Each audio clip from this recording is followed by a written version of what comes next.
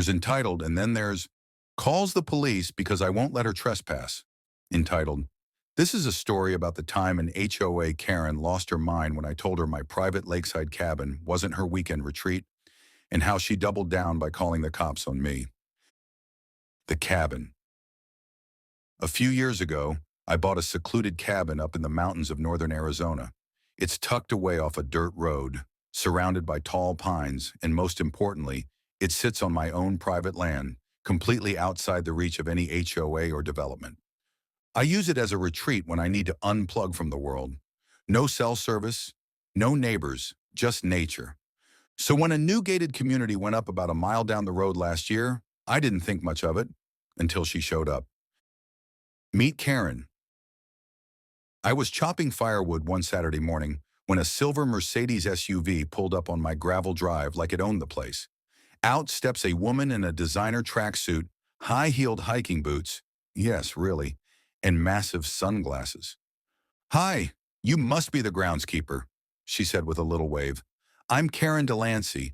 I'm on the HOA board for Pine Ridge Estates." I told her I wasn't a groundskeeper and that this was my personal property, not part of any HOA. Her smile didn't even twitch. "Well, there's been some confusion.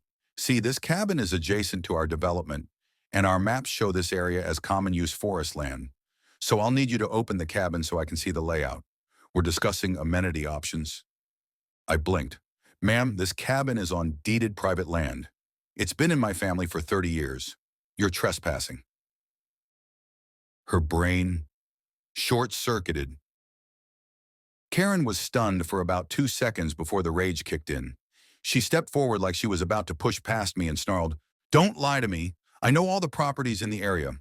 This is a shared amenity space. If you don't let me in, I'm calling 911 and reporting a squatter." "Go ahead," I said, crossing my arms. She actually did. The 911 call.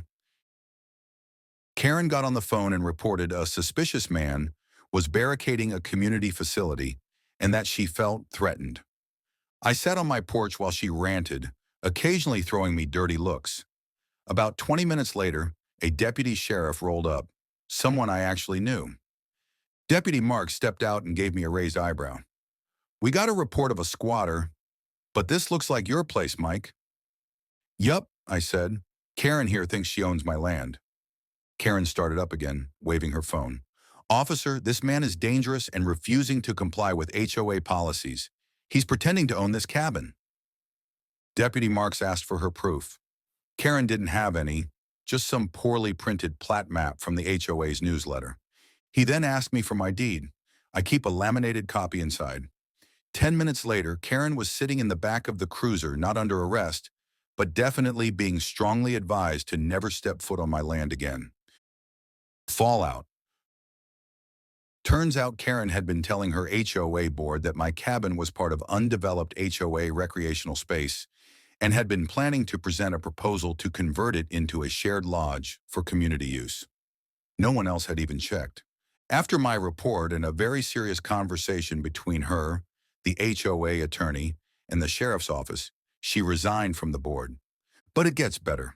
A few weeks later, a couple from the same neighborhood stopped by, politely, and asked if I would ever consider renting out the cabin during off-seasons. I declined, but appreciated their manners. Lessons learned. Just because someone has a clipboard and an attitude doesn't mean they own anything beyond their own front porch. And calling the cops to force your way onto private property? That's next-level entitlement. Karen tried to make the world fit her vision of control, but reality and property law had other plans. Moral of the story, my cabin, my land. Your HOA can go hike.